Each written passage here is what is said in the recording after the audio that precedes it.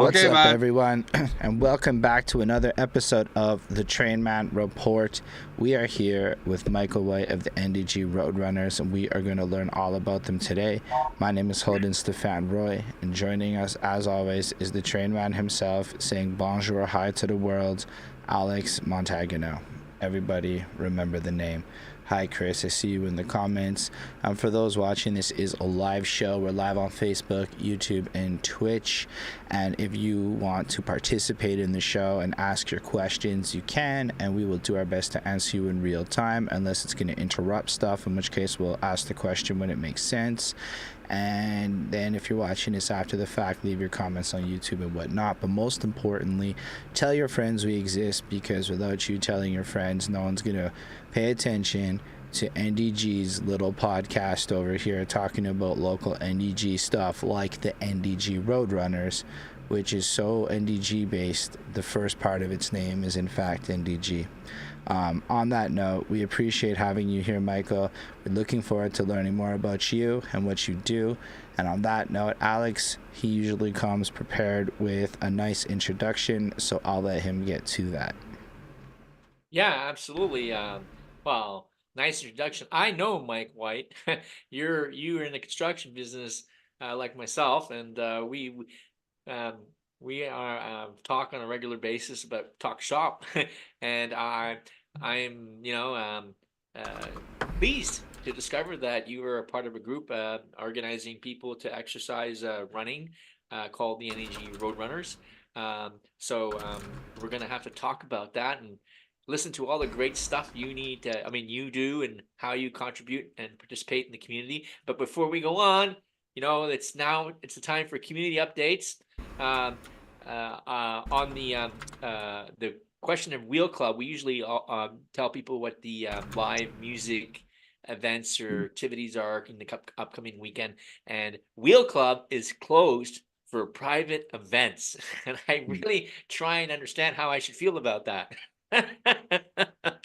All week? So, what's that? Like it's closed all week? Yeah, it's supposedly they're closed, I think, this Friday, Saturday for private events. So, I guess I'm not invited. I guess they got to pay the bills too, man. Yeah, I guess they do, and all the power to them. So, but I thought I would have fun with it nonetheless. Mary Pozo, there's only seems to be a jam sister. Yeah, Mariposa. Did I say that incorrectly? I apologize. You said Pozo. Pozo. It's Mary Poza. Okay. It is, yeah. And that's in Upper Lachine Road. It occupies the place of the former, the subway. Momesos. Momesos. Thank you so much. And there is a jam session happening August 2nd. So, Will the Circle Be Broken is the title of it. And they're inviting everybody to come with their guitars, their flutes, whatever instruments they may have. And they're also asking for singers to participate. So that sounds like a lot of fun. And obviously, it would be sacrilegious if I didn't point out that we've had an interesting week in NEG. Our community got, hit, if I can use that word, or we were gifted with some art, some Bonjour-Hi art that hit the sidewalks in our community. It seems there was a really fantastic and positive reception of that from people at large. Unfortunately, I don't think the city shared the same opinion. in an act of operational efficiency, in which the city of Montreal is not known for, it was promptly removed. So Really? I guess we need to applaud them. That's rare, man. That's rare. That is rare. Hold up, that Alex, is very rare. Massi Miliano in the comments just said open jam sesh at Mariposa noted. So just so you know, people do hear your community report. Thank you. I'm really glad you made that comment, because I think it's important that we celebrate our artists in whatever form that art may take. As you know, I participate in the NDG Art Hop, and there's lots of great musicians in NDG. Live music's a cool thing, and we need to support that. That's my opinion. But yes, the city came through and removed the graffiti off the sidewalk pretty quickly. Yeah, you call it graffiti. I do call it graffiti. I don't share that opinion. I don't see it as graffiti. In fact, a lot of people, protest art. It may be beautiful. at a right? technical level, at like a Technical, practical level, right? it does look to be stuff coming out of a spray can Right? onto a public area, Right? which could argue to be defacing it, arguably. It could Arguably, also argue that it's beautifying it, also yes, arguable, yes, but it could also be argued that it's defacing it, and yes. thus You could argue is no that. different than graffiti at a practical level. Well, the city. Let me ask you this stuff. Do you think the city would commission an artist, right? Engage an artist to do Bonjour-Hi art in the borough of CDNEG? You think they would do that? I don't think so. Because the borough hates I really graffiti as it doubt that. is. I really doubt that. Because if Madame Plante, our city mayor, has made it very clear that she doesn't think we should be saying bonjour hi. She thinks that we should just be saying bonjour, I wouldn't right? be shocked. As you say that though, I would not be shocked if in the plateau there really is some Bonjour-Hi artwork right now, because certain boroughs are just more open and friendly to that kind of thing, and CDN NDG is known for taking a more active stance against graffiti in public areas, and that's why our graph scene in NDG isn't what it used to be. And if you want the good stuff, you got to leave NDG as a graph junkie over here. I don't know. That's a real thing. I don't know if I agree with that. I see a lot of tags in On the CDNEG. buildings owned by people that don't clean it. It's always buildings. There's like certain rules to it, but it's not like a lot of the public areas on the side, the benches and stuff. They get cleaned pretty quick. The walls, they get cleaned pretty quick. So you actually have to capture it if you want to see a good one for a while. Take a picture, because in CD and NDG, if it's not on a privately owned abandoned building, or it's probably going to get cleaned relatively fast. I don't really agree with that assessment, but I really, perhaps, I again, and I really think we need to make a distinction between taggers who are engaged in this narcissistic exercise of tagging their name on walls and structures, and what I think in the Bonjour-Hi, and as we saw through the manifesto, was, I think it was an expression of the community, and I think that's how people interpreted it. The manifesto that was posted on Thrive got more than 300 likes and loves or whatever. There was a lot of love out there, and I just think it's absolutely wonderful. And I want to thank everybody, the artist, the community, for really showing the love. So I just think it's absolutely wonderful. I am just tickled pink to see that. As you know, I went downtown and asked Val, what's that? I said fair. And I went downtown and asked Valerie Plant if she would support bilingual status for CDNEG. CDNEG, believe it or not, is the largest Anglophone community in the province, and due to electoral gerrymandering, and the politics of the city of Montreal, we are denied bilingual status. And I don't know if people realize that. And Bill 96, that was 69, excuse me. Is it 69 or 90? I get so confused. It's 96. 96. 69 is just your head being in the gutter. Yeah, there's some Freudian stuff happening there with me. Wrong bar, man. Yeah. Look, I just want to... So with Bill, go ahead. I would just say, Alex, because I understand that this is a protest art piece within the realms of being a graffiti act. But the people who do tagging, there's a whole culture there. And it's a lot deeper than just some narcissist tagging their name on the wall. Yes, this is true. In the view of where I come from and some of the worlds I participate in, there's no difference between what you're doing and what they're doing. Or not you, but the artist and the people pushing that message. And what they're doing on the walls with their names, right? It's just how they approach it and what they represent. And they're expressing themselves. And I just want it to be, I love all of it, because I'm a huge fan of this, fan of it. I just don't think we should be treating it different than what it is, in my little opinion. Yeah, okay. I'm not going to get involved in that debate with you because yeah, like if I'm sitting here and supporting the Bonjour-Hi artist and I say, well, that's good, but I'm against this. Yeah, it's hypocritical on my part. Absolutely. And I get that. But you go ahead. I'd like to see Legault's face when they showed him photos of this. He must have. I really don't think it's making it to his desk. I don't really think it's I showing up. wonder. I don't think it's showing. It's showing on Valerie. I think it's showing on Valerie Plante's radar though, because it raises some uncomfortable questions for her. And the interesting thing about the whole affair is that we heard zero, zip, nada from our local representatives. Where are they? What do they have to say? But enough of that. Yes, Holden, you wanted to contribute? They cleaned it off the streets. They said what they had to say. Yeah, they did. I think it's going to stick. It's going to stick, man. What's that, sir? It's going to stick. It's Yeah. going to come back. It's going to come back, I think. Yeah. Okay, Love it. saying that, let's talk about NDG Roadrunners.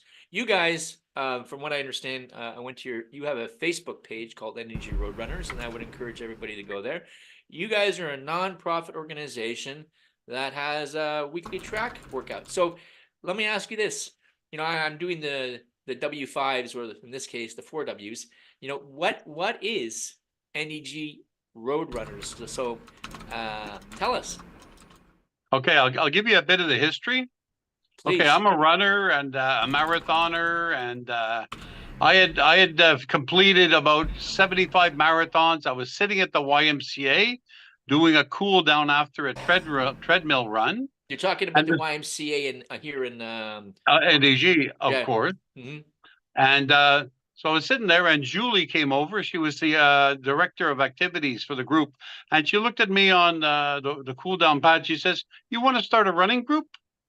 And I had run out of steam with the marathoning, and I had thought about this for a while because I belonged to a couple of running groups, and I had this in my head. And she turned the switch on. So we started meeting Wednesday nights at the track at Confederation Park and West Hill and Fielding, and I brought all of my experience with other running groups to create a very easy, good workout, challenging, 1 hour a week, very simple for you to attend or not. And that's almost like 12, 13 years ago. So we've been, it's very popular. It's very easy.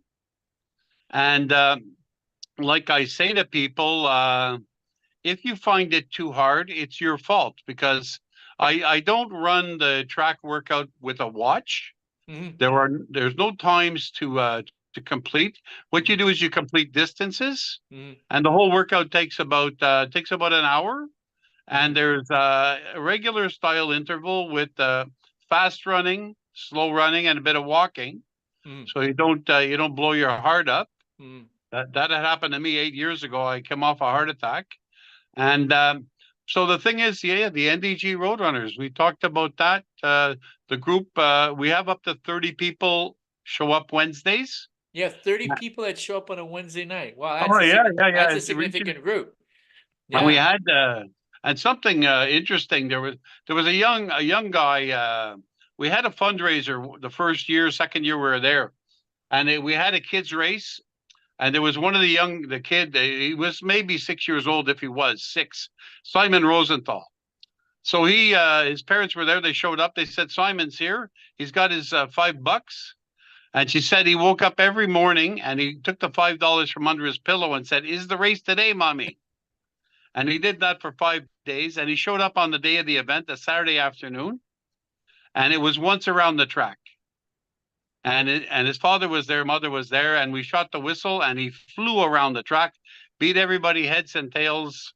First place, he got his little dollar store cup that we had ready for him. And he continued to show up from when he was 6 years old to when he was 14 years old every week with his parents. And last year, he moved on to elites, and he ran like the third fastest time in a 3K in Ontario. Wow. He's been in the awesome. he's been in the provincial championships. He's gone to them. He's an extraordinary runner, and he learned how to run with adults. He was running with the adults. The guy was like 8 years old that he was running with his parents. That's Mhm. one of our. That's an interesting story. The Mhm. other stuff that happens, of course, is that we have regulars that show up Mhm. and they increase their health. That's Mhm. the idea, really. It's doing something that's going to increase your cardio, help you stay active. Mhm. But also, there's a big part of this is being in a group because what happens at the workouts, we run for about well, we show up. I do an introduction. We talk about anything that's happening in racing. If anybody's completed a race, it's Mhm. a rule that they have to bring their medal to the workout so that we can see it and give them a round of applause. Awesome. Because a lot of races, Their yeah, medals from what? There's the races they just won, or the races, yeah, the any race. Some races, people we've huh? had people that have won races, Right? and then there's participation medals. When you're Right. talking about a marathon, that's a big job. It is. So they deserve, and a lot of these people, and I found that myself there, that I would get you get a medal and you come home and the wife looks at you and says, oh, "Okay, that's nice. Go do the dishes," Right. Yeah, that and you happens don't to get me. you don't get no That happens to me a recognition. lot. So we ended up. So we have we do some recognition for the runners that put hard work into events, Right. and then we'll start with some dynamic stretching, which is very good and proper. It's like what the soccer players do before the game, where you see them doing these strange movements. We do something a bit similar, Mhm. and then we do our workout, and in between sections of the workout, we stop and talk. And I literally have to break up crowds of 20 people, all talking and laughing and sharing the news of the week with each other. So it becomes there's really quite a social aspect to this event that happens every Wednesday night, and people have made new friends over the past 12 years. People have gone on to meets, national meets. Mhm. Uh, People have stayed healthy, Mhm. and we've had a lot of laughs, a lot of fun, and that's the crux of the of the group itself. What it is, we Mhm. also do a Saturday morning run Mhm. from the YMCA NDG. We meet out in front of the Y. We do a 5 kilometer easy neighborhood run on the flat with walking breaks, Mhm. and our rule of thumb in the group is it's a free running group, no charge. Mhm. And if you miss, you become a regular. And if you miss, there's absolutely no shame and guilt. You Mhm. show up if you want, you show up if you don't want. Right. Please, no shame and guilt if you miss. And on the weekends, and it's all levels. We have all levels on the track. That's what I enjoy about the track workout Mhm. is that we start in the same place, we finish in the same place. Not like some running groups where you meet and everybody takes off and does a 12-kilometer run. Right. Slower runners are in the back of the pack. They come to the end, everybody's left. But Right. with this group, we start together, we finish together. So it gives everybody an opportunity to be with each other Mhm. and to enjoy the sport. And what happens, anybody that understands cardio understands that after a 45-minute workout, everybody's a little goofy with the Right. endorphins and the Yeah. dopamine and the Yeah. laughing, That's laughing right. a little bit louder. That's And cool. yeah, yeah. So it becomes a good experience. People become, I shouldn't say addicted. Some of them may be listening, but there certainly is an aspect that can be addictive to getting the I've dopamine. heard that. I've heard that a It- lot. I've heard that runners, it's like it's almost like an addiction to the kind of like high you get from running that, and it's something that, it's part of the reason why it's habitual. People want to do it every day for that reason. that's it. I ask people, I say, listen, go to a marathon Right. and go to the end of the marathon. Right. Now you're going to watch people coming in that have just exercised for 3, 4, 5, 6 hours straight. Right. You think they would be destroyed, but they're all laughing. Good for them. The That's great. painkiller works. That's what the dopamine is, and the endorphins are. They're Right. literally like a Yeah. painkiller that takes over and helps you out with the struggle. And just to So like anyway, add so to that, I mean, yeah, running is a crazy thing. I think it was the first year of COVID, maybe 2021 or 2020. Actually saw y'all a whole bunch of times. Went up to the same like running track for a while, and I decided I was gonna get into running. And at first you're like wild slow and whatnot, and it seems like an impossible task. But like, yo, you hit like 5 kilometers like within weeks of when you start. That does. I'm saying I was a big boy. Okay, like we're not talking about like it doesn't matter where you at with it. We're saying within weeks the gains you're gonna see are so crazy that like you just become addicted to the fact that like you improve and you get better. And like I think it took me 3.5 months to do 10 kilometers, and I was able to drop my pace to under 6 minutes per kilometer, and it took me about 4 or 5 months maximum to do that, from like really being slow and barely being able to do any of it.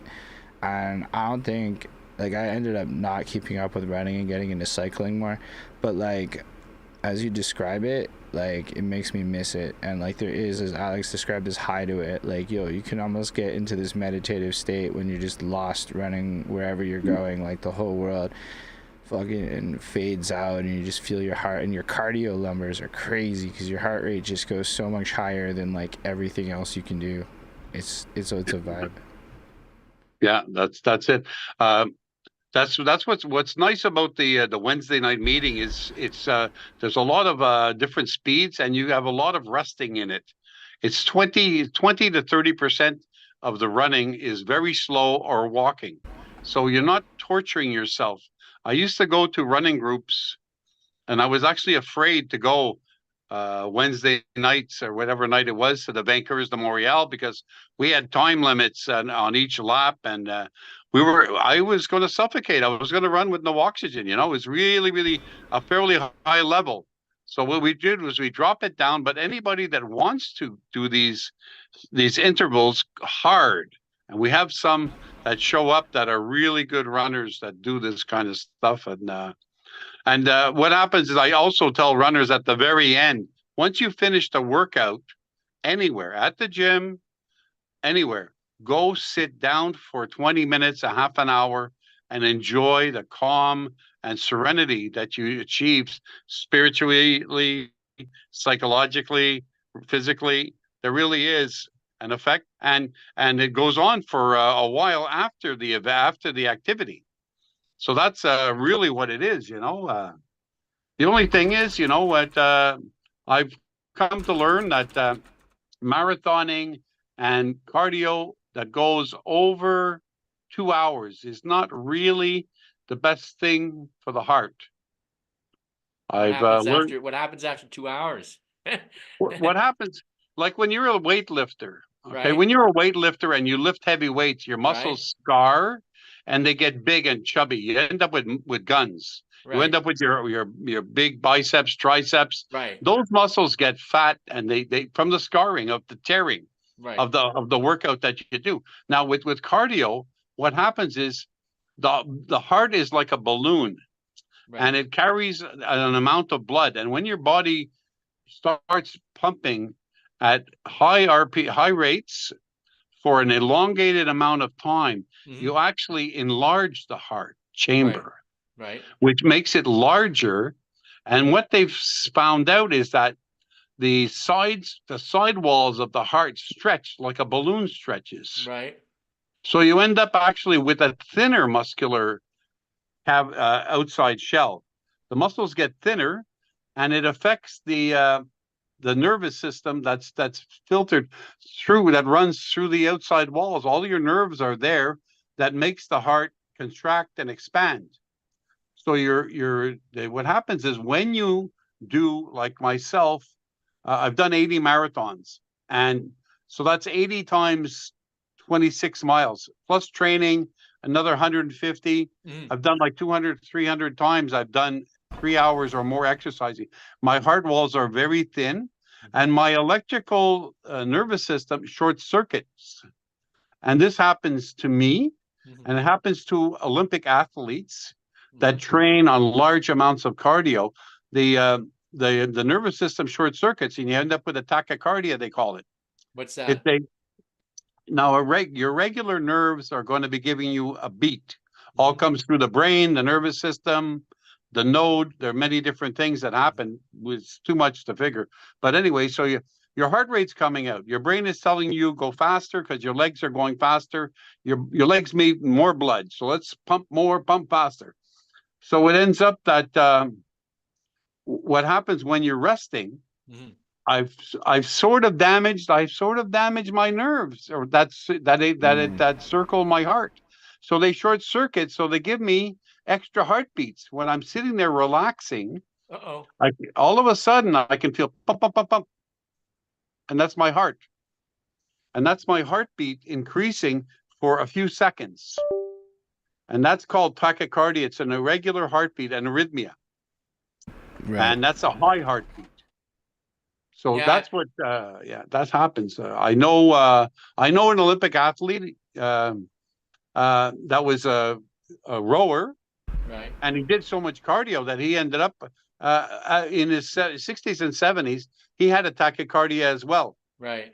Many runners. I forget the name of the young lady with the red hair that works with the Canadian athlete, the only one that's done winter and summer games, got medals, and when she would go, not a guy, not the right guy to ask that question to. The redheaded girl, I saw her name the other day. Okay. Anyways, she said, I heard her once saying that when she went on a road trip, she'd be in a hotel, and she was bored, and the coach would tell her, go on the bicycle. And she had a bicycle in the hallway of the hotel. And she did cardio all the time. Right. And so anyway, so that what they're finding out is that really the best amount to do is go for an hour running, and don't go for more than 2 hours, because then you're starting to put a lot of strain on your heart muscles, and the only way they can respond is stretching. And when they stretch, they screw up the electrical system. It's like other things. So what about a guy like me though? Like, first of all, I gotta just lay the land. You okay there, Holden? Alrighty. So I gotta lay the land here. I'm out of shape, and running is gonna be the thing I don't like to do. I don't like running.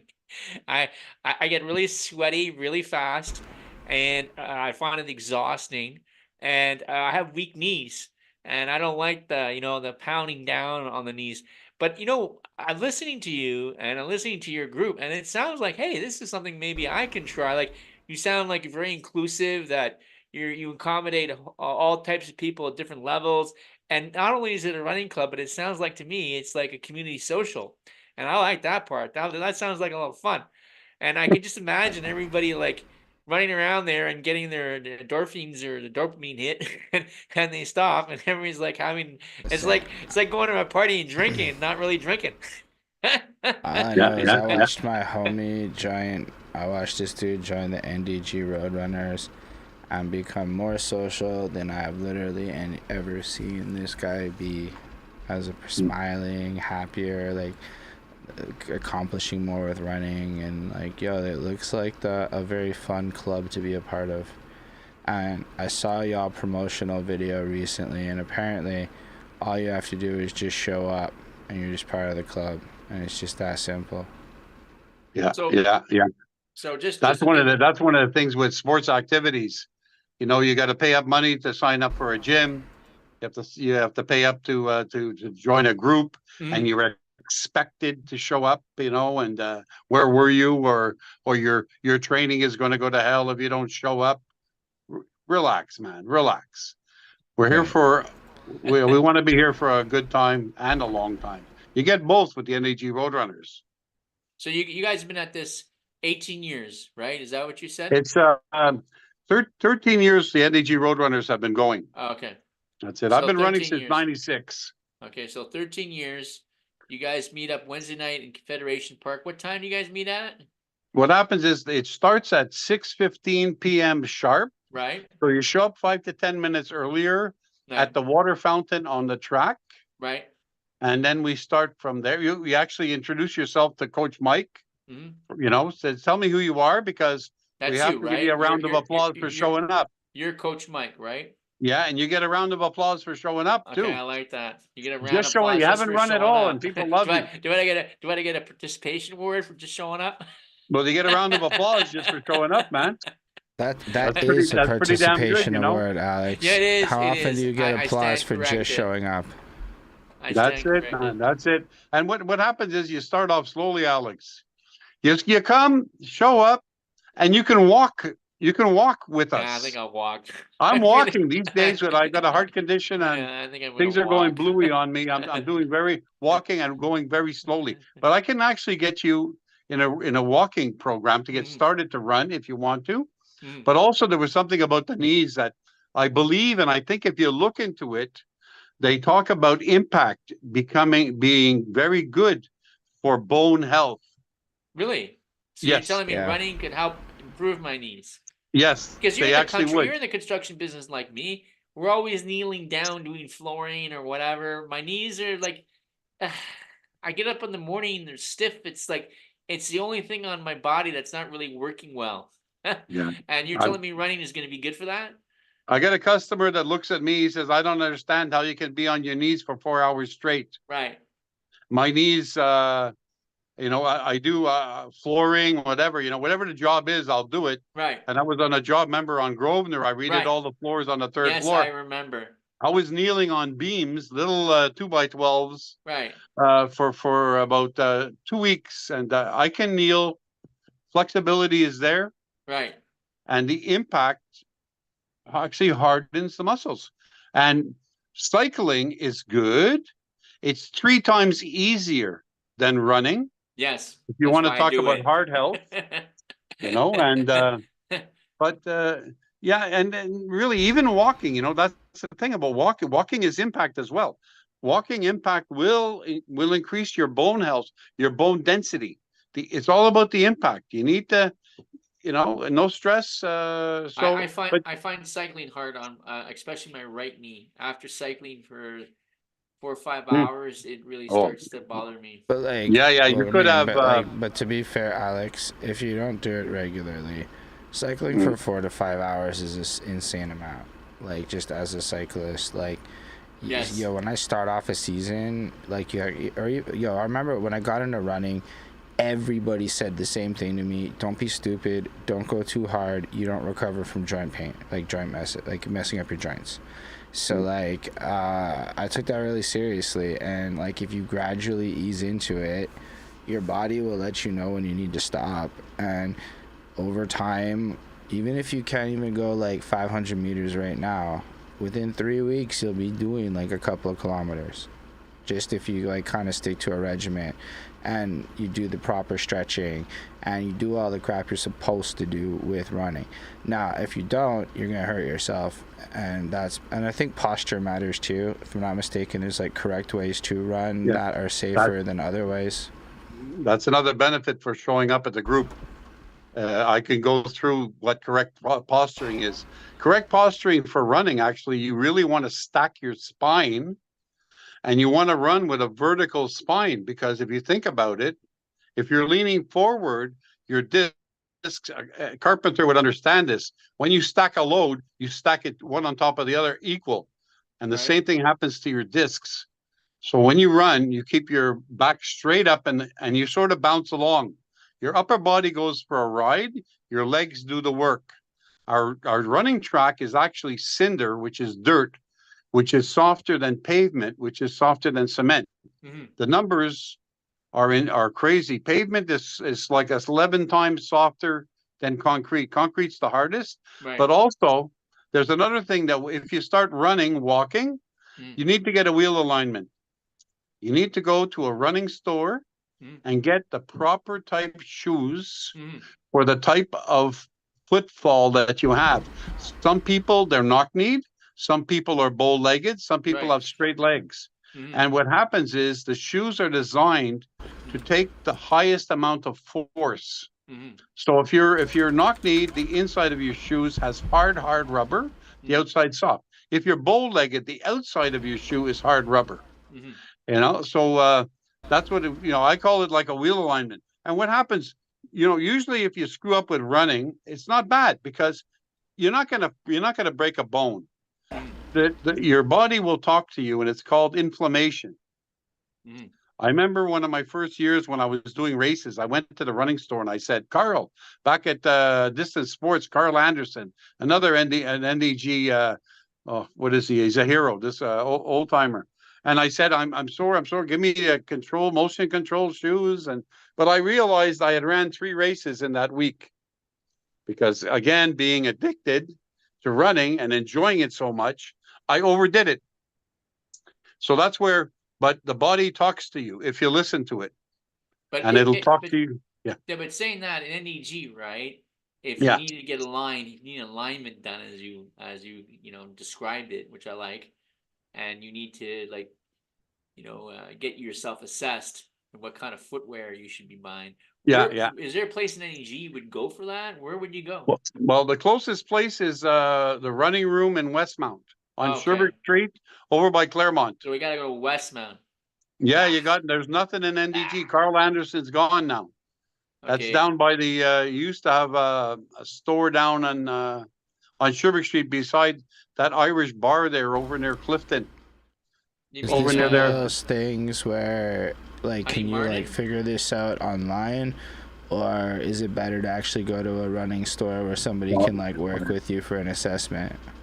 That's really what it is. You really you want to go to an experienced, to a store that has experience. There's another one on Saint Denis, La Boutique Courier. They're very good. It'll take you about 20 minutes to get an assessment. They ask you to jog in front of them, do some knee bends, like lift your leg up, stand on one foot, quite a few things to figure out what your body's doing. That they're going to give you the right shoe. There's a neutral shoe, an even shoe, an out-turn shoe, and an in-turn shoe. So you'll have the 3. If you're using the wrong one, or one that doesn't help you enough, then you get inflammation on the outsides or insides of your knee. When people say, "Oh my God, I can't run anymore," because they bought their shoes at Walmart. The Walmart shoes. So next question on the shoes. How expensive are the shoes that you're getting when you get like for like proper running shoes? Yeah, what I do is I go online, but the trick is to know the type of shoe that you need first. It's like, listen, you go for the checkup, then you go to Walmart to buy the shoes, but I don't go to Walmart.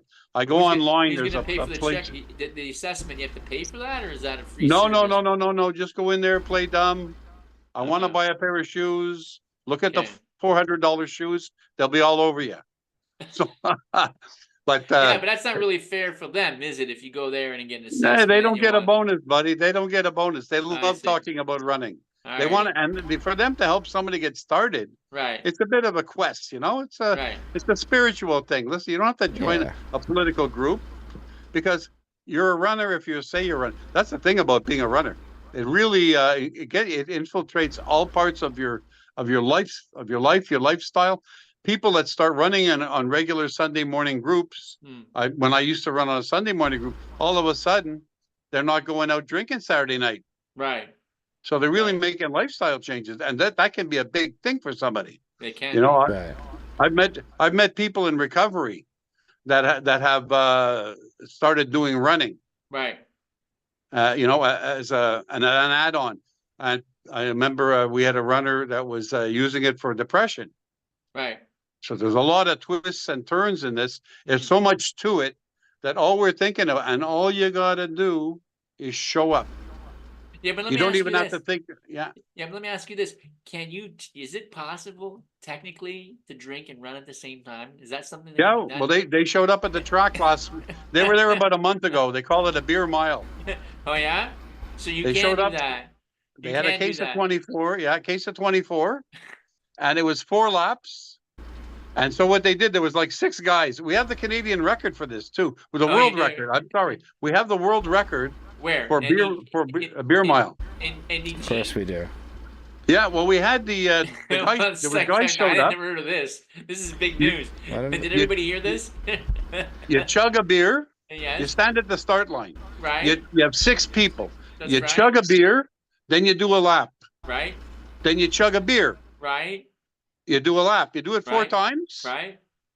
and the quickest one to get it done Okay. wins the race. And I think if you barf, you're out. True. This is true. It's And called and the beer mile. we Look have it the up. world record in NEG for that race. Is here in No, in NEG? Canada. In Canada. Oh, in Canada. Okay, Yeah, right. I'm Canada so has the world disappointed. record. I really I thought it was an NEG thing. I was so excited there, I tell you. No, well, listen. Man, don't worry, Alex. You could practice the sport and try to set a record. What I've learned about running when I was looking into it is it's one of the only activities in sports where there's no real age limit or to it. You can just get into running at any point in life, at nearly any, but as long as you're like able to run. Obviously, there's like the physical limitations of life. But as long as you're not physically enabled in some way, you should be able to pull up and join running, and within months, fit into the pack nicely. Like it's just a beautiful thing, and it really like you feel better about life. Like there's something about having your heart rate at like 180 or 70 or whatever. I'm getting older, so I believe that means my max heart rate is not going to ever be what it used to be. So like whatever you get You're up so to, old, Holden. yeah, it's coming, man. It's not young anymore. It's just what it is. But like yeah, so like there's just nothing to that feeling. Like it's drugs. Like it's as good as some drugs. Yeah. We won't go into a comparison there, but we'll just leave it at that. I have to ask the question, because Mike, I've been following NEG Roadrunners for a while on Thrive and on social media, and I really, I'm very supportive. I like the idea of people getting together and exercising, and after listening to you, it's like it's even more interesting.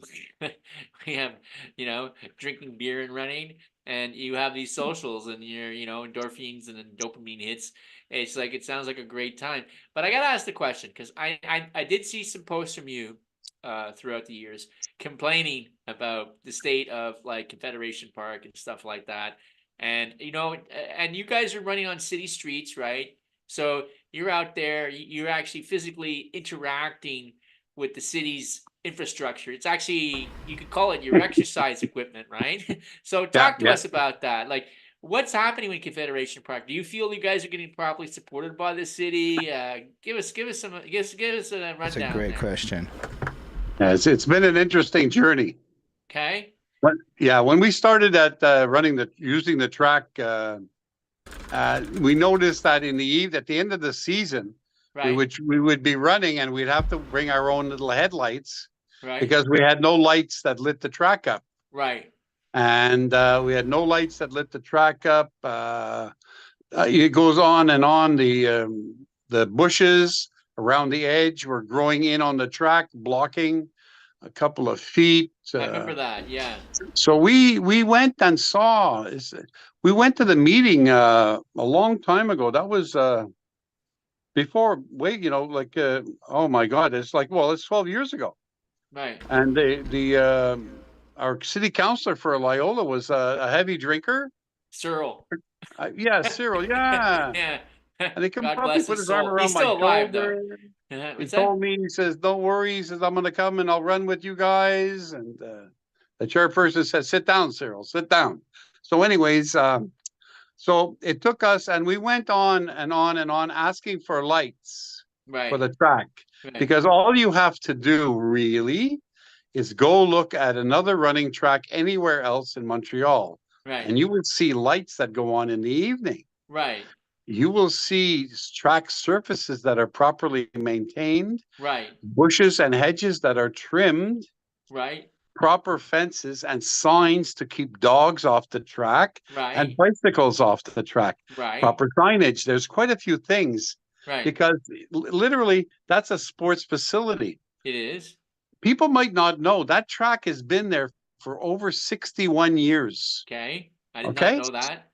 That deserves some cred, man. Yes. That really deserves something, some love, eh? So we is need it to getting give that track some love. Is it getting love? Is it getting the attention it needs?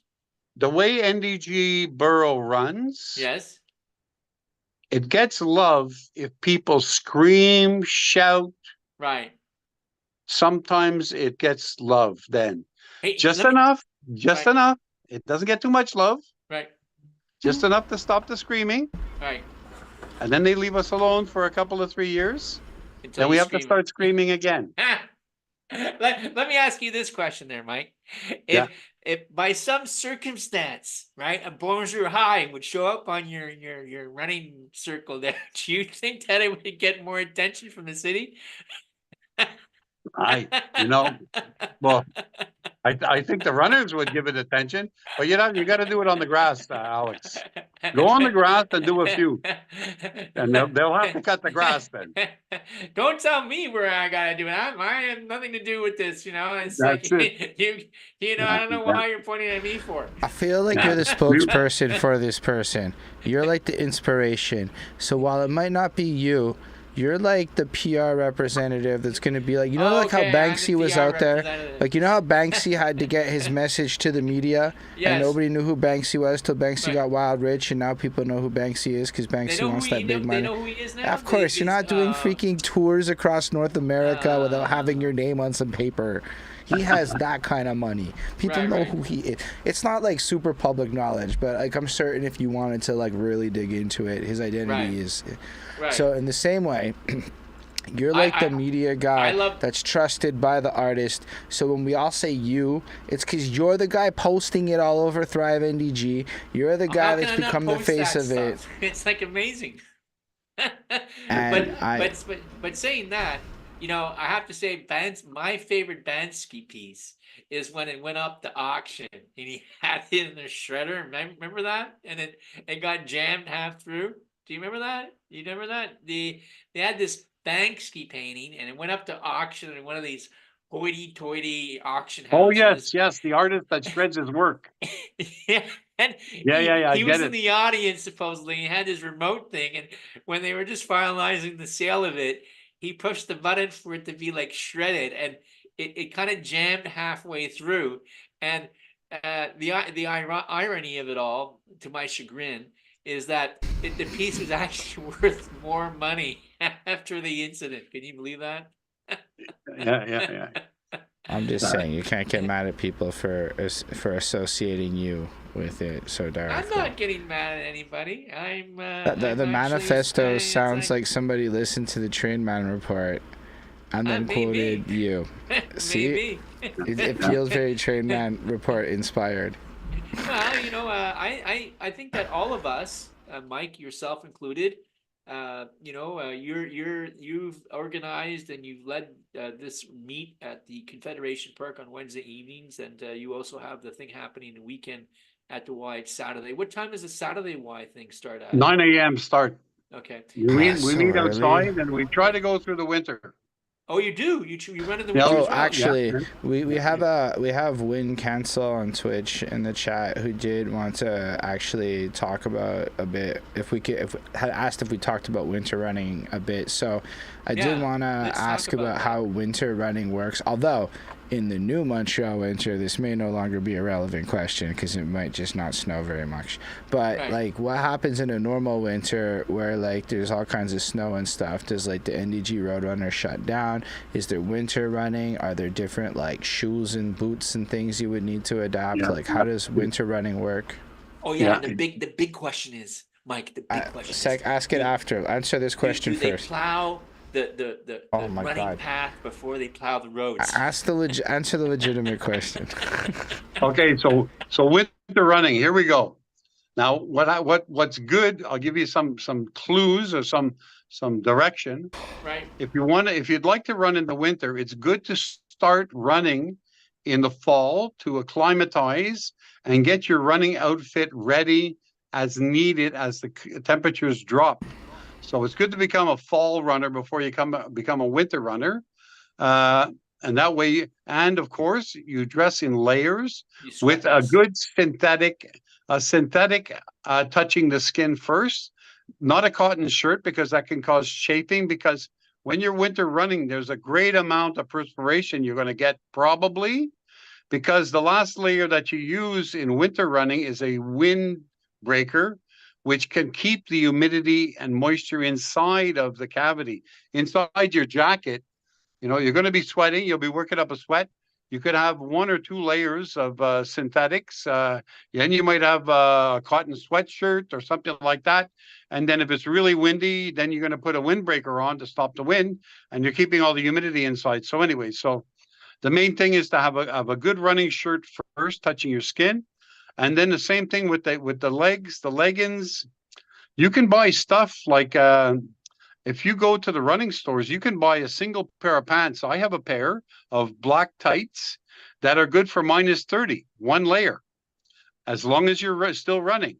So you can buy winter pants at running stores, but you can also go to, I've gone to Walmart. You can go to Walmart and buy it's sort of like a semi windbreaker. It doesn't break the wind that much. That's an outer layer. You need the outer layer. That's where you want to have that. Then you want to have your under layers. So you have a few layers. And then, okay, so you got that. You need to cover, if you go, I've run in -50 a few times. So when you're running in very cold, you need to cover all of your skin. You cover all of your skin with sunglasses, and they don't have to be sunglasses. They can be clear glasses, safety glasses to keep the wind off your eyeballs. And then hats to cover your ears, gloves. Mitts are better than gloves because each finger heats up the other one. Mitts are better for winter running. And then when it comes to shoes, I did a half marathon on Ile Saint-Hélène in the middle of the winter, and 40% of the track of the course was ice. And back then we didn't use winter running shoes. I just ran with regular running shoes. And what happens is usually you get used to changing the way you run, and you run very, very flat-footed when you run in the winter to make sure you have maximum contact, that you have less slippage, so that the full tread of the shoe lands in the snow, on the ice, on everything.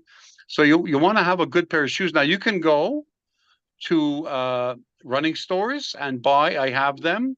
There are shoes that have little cleats in them that will stick in the ice if you're running on ice. And good winter shoes now, they're available. They're Gore-Tex, so they're actually waterproof.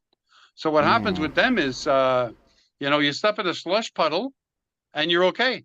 Although you'll probably get, the shoe will probably get full if you step in a big enough one.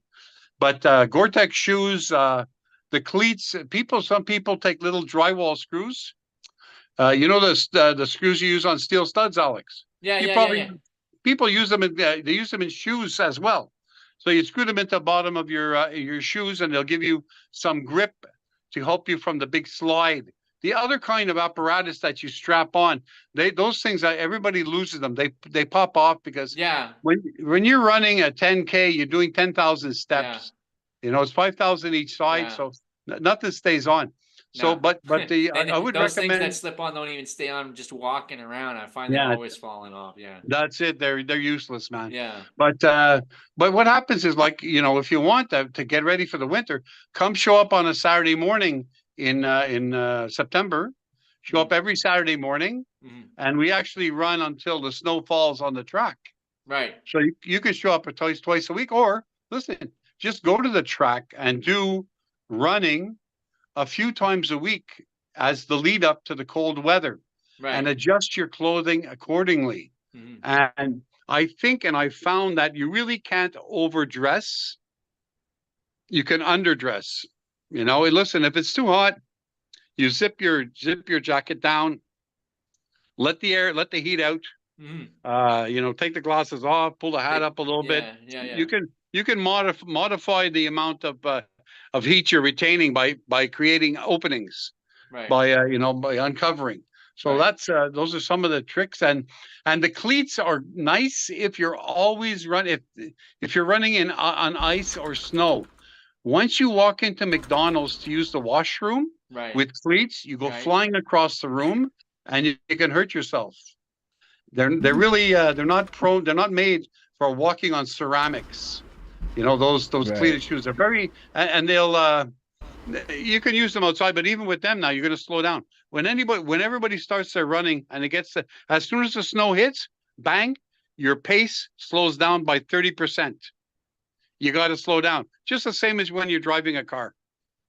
Right. Similar principles work, you know. Studs on the tires, studs in the shoes. Slow down. That's it. Good grip. You can get a trail shoe that has good rubber grip.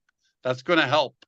You know, a trail shoe, but always with it's best to have is the Gore-Tex waterproof shoes, or on Amazon you can buy waterproof running shoes if you love that shoe that you have. What about the Vessi Sorry, shoes? waterproof socks. Sorry, waterproof socks Amazon sells. Yeah, Dude, go ahead. Are the Vessi shoes any good? What kind? Vessi, they're the Vancouver waterproof shoe brand that's been pushing really heavy on YouTube and stuff. I don't know. I bought a pair. They're pretty waterproof. I got through last winter with them without having to like wear any boots. Yeah, that's it. But well, really, what you want to have, there's still you need to have the sports specific. You're not going to try to start to run with a very hard trail shoe. You can end up with damage on your calf or your shins, and you can cause a lot of pain and damage. You still need a very flexible shoe. That's important, you know, when you're looking at shoes, man. You know, that's why it's taken so long for the companies to come through with this stuff. Because what they had, I bought I remember 20 years ago buying Solomon trail shoes, and it was like running with tennis rackets, man. My calves were so sore afterwards. The shoe was not flexible at all, and really it translated the stiffness, and it made it hard to run. The all the major companies now have winter shoes. Brooks has them, Asics has them. Those are two companies that I know. I think Saucony has them, and the winter shoes, they're not a heck of a lot. Like Asics, they go for like $160, $200. It's a couple $100 for a high quality winter shoe. And the one from Asics, they actually supply you with a little key with a bag of screws that you can put in or take out as you wish. You mean they're like spikes?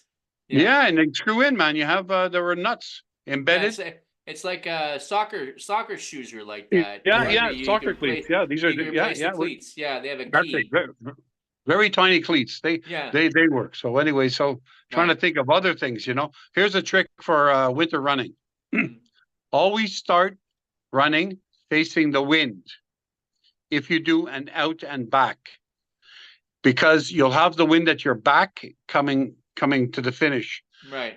The most difficult part will be the start, and that's when you will be the coldest. Right. And then if you do a 5K or 5K, 2.5K out, turn around, 2.5K back, and Bob's your uncle, you'll have less discomfort. I remember doing from Cavendish, and this is a good one. You want to hear a winter story? Cavendish and Côte Saint Luc, where I live around there, up to Fleet, and Fleet all the way to VO. Wow. And then back down VO to Sherbrooke Street. Wow. And back on Sherbrooke Street to Cavendish and back to my house. And it was about 35 kilometer run. Right. And it started out, it was minus 28. Right. And it turned out with the windshield, it was around minus 32, minus 33. Right. And I was well dressed enough, but my big toe had suffered some nerve damage from frostbite and my thumb. But I got it done, and I had a hell of a buzz after that one. It was a challenge. How long did it take you to do that run in the winter? I was on the road for 3.5 hours anyways. Wow. That's just even by bike, that's a major ride. That's quite something. Wow. Yeah, it was weird, man. I had like $20 in my pocket in case of emergency. Right. And I was so whacked on Sherbrooke Street. I was running back along Sherbrooke Street. Right. I saw these poor homeless kids. They were hanging around the Thomas More sculpture. Right. And I ran over to them. I hit them with a 20. That's I think they got their buzz. Not by running, but it made my day, man. That's kind of you. That's very kind of you. So, I just in conclusion, I just want to thank you so much for like joining us and sharing with us, you know, this community project. I really got to tip my hat to you. You know, 13 years. You know, you started something. I see you like promoting it on a regular basis on social media, particularly on Thrive. you know, hey, thank you. Thank you very much. That's very cool, Mike. I I never knew that. appreciate it. I never knew that part of you. And I always want to highlight and also give the kudos, the necessary kudos to people like yourself who are contributing to our community in really creative and productive ways. And the more I listen to you, the more inviting this running club sounds. It sounds like a way for people to make friends, engage in healthy lifestyle choices related to exercise. So thank you very much, Mike. Thank you for that. Well Right. done. So I appreciate it. Thank you. in conclusion, so if you want to join the running group, it's Wednesday night at 6 o'clock. Did I get that right? Show up at 6 o'clock. We start at 6:15. And then you can also you can join the running group also Sunday morning at the Y, and that happens at Saturday morning, 9 a.m. 9 a.m. So you got two opportunities there to run per week. From one of the feedback I've gotten from Holden and yourself, Mike, is that getting up to speed, yeah, it's a process, but it's not an impossible thing to do. It's very achievable. No. And you don't have to do it alone. Yeah. Yeah. Show up at the track. Maybe I want to do it alone at first so I can hide in my shame. No, that's ego, buddy. That's ego. That is ego. That's tell true. him, Coach That's Mike. true. Ego brings on shame and guilt. We don't need any shame and guilt, man. I hear you. Coach Mike with the wisdom. Yeah, yes. leave your ego at the door. And Holden and I are trying to build something here. This what episode of the show is this now? 36. This is the 36th episode since the end of December. Yeah. So I hope that you come back on the show in a not too far distant future. When we are syndicated. Our sponsors.